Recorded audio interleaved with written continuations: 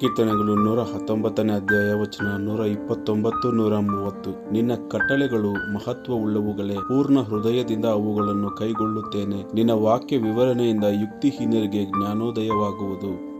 Psalms chapter 119 verse 129 130. Your statutes are wonderful, therefore I obey them. The unfolding of your words gives light, it gives understanding to the simple.